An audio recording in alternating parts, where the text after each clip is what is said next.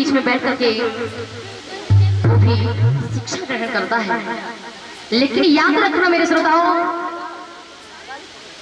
अन्य बच्चे जाते हैं पर पढ़ाई पर ध्यान नहीं देते। बेटा माध्यमिक जब भी जाता है बड़ा ध्यान से, बड़ा ही मन लगा के शिक्षा को ग्रहण करता है। लेकिन याद रखना भैया, जो बच्चा, चाहे वो बेटा हो या बेटी हो, जो बच्चा ध्यान से घर में भी पढ़ता है, विद्यालय में जाकर के भी पढ़ता है, अक्सर कर देखना, विशेष कर देखना, वो बच्चा हमेशा सबसे होशियार होता है। पर मैंने कभी कभी देखा कुछ माताएं, कुछ भाई, अगर बेटे की बात आ जाए तो पढ़ने के लिए उसे अच्छी स्कूल में दाखिला दिलाते हैं, देश छोड़िए विदेश भेज देते हैं। और अगर वहीं बेटियों ने कहीं कह दिया तो आजकल के कुछ गार्जियंस भी कहते, बेटा अरे भैया पढ़ने जा रहा हूं, जाने दीजिए। अरे तुम कम से कम इतना तो पढ़ चुकी हो ना। अरे वही पिछली कहावत में कह देते थे कि कहीं से चिट्ठी आ जाए तो बात सुना देना। अरे इतना तो पढ़ी गई हो, आखिर क्यों? क्योंकि आज हमारे समाज में लोग बेटों को बड़ा समझ रहे हैं और बेटियों को छोटा समझ रहे हैं। लेकिन याद रखना मेरे श्रोताओं, बेटा जो पढ़ जाता है तो एक परिवार, एक घर को चलाता है। अगर एक बेटी जो पढ़ जाती है तो एक नहीं, दो नहीं, बल्कि तीन तीन घरों को चलाती है।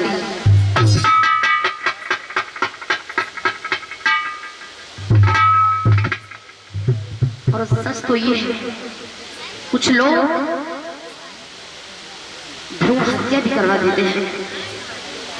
लेकिन याद रखना भैया, याद रखना, विशेषकर हमारी माताएं,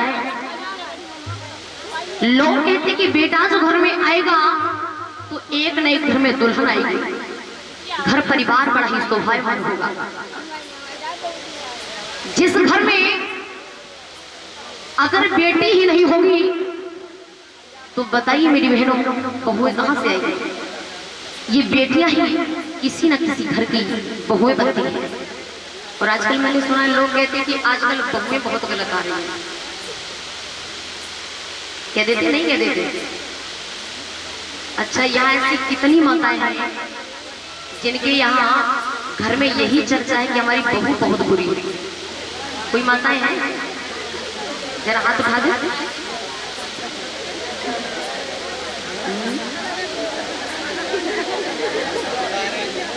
कोई उठाए रहा? बुआ, बुआ के तो बुआ बनाए दे। ये पहला भैया कह रहे हैं हाथ उठाती, अगर इनमें अबे हाथ उठाए दो तो पीछे से बहुत देख लो तो समझ ले सवेरे पकड़ चुनैयादारी की शादी बैठ गए ना।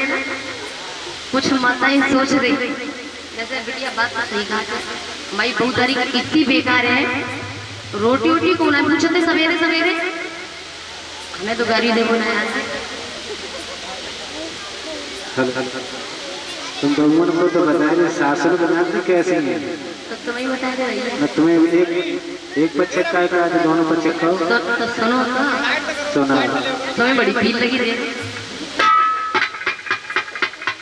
बात भाभी की चल रही है जी भैया, मैं धर्म पत्नी कटी हुई भरगा आइए सवेरे तो वही कलिया पहले।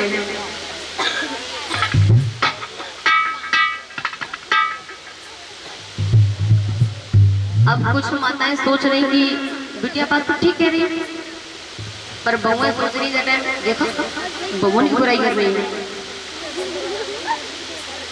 कहने का मतलब कहीं कहीं तो ऐसा होता, जिस घर में अगर बहू सीधी सादी आ जाए तो आजकल की जो डुगरियां हैं जी ठिकानों ना लगे देती, अगर खड़ी मिल जाए तो। और अगर कहीं बहू फड़ंग मिल गई और सास में तुम कैसी बताए, रवि भैया की मम्मी जैसे बेचारी सही है, तुम आए नहीं।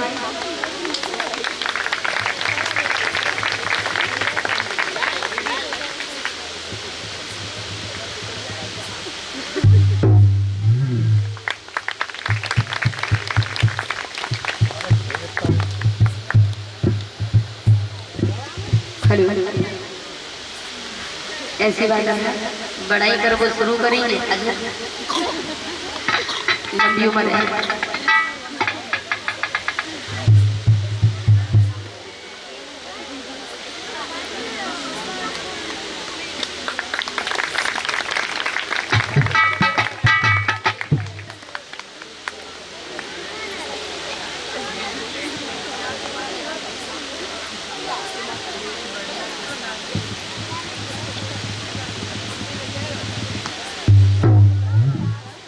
और इसी बीच में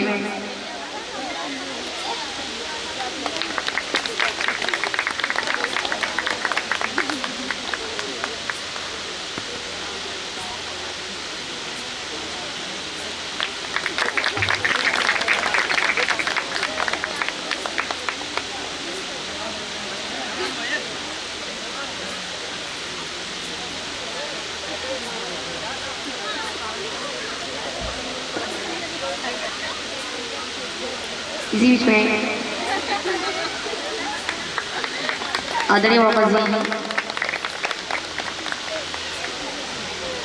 लड्डूरी साथी जिनकी धर्मपत्नी आदरणीय मम्मी जी, ये हम दोनों बहनों को माल्यार्पण कर सम्मानित कर रही है और 100 मुद्राओं का दान देकर सम्मानित कर रहे हैं। हमारे सभी भाइयों को पुष्प देकर के सम्मानित कर रहे हैं।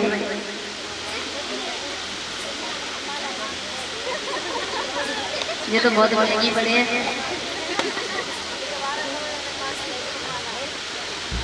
हेलो, माला कोई फेरी नहीं आई है।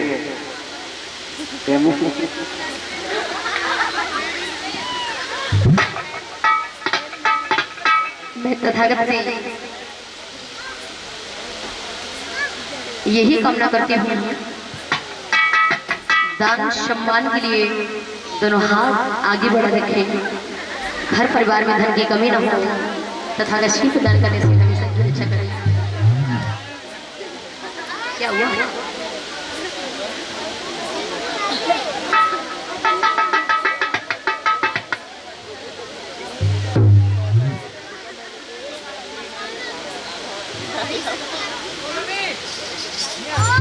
और इसी बीच में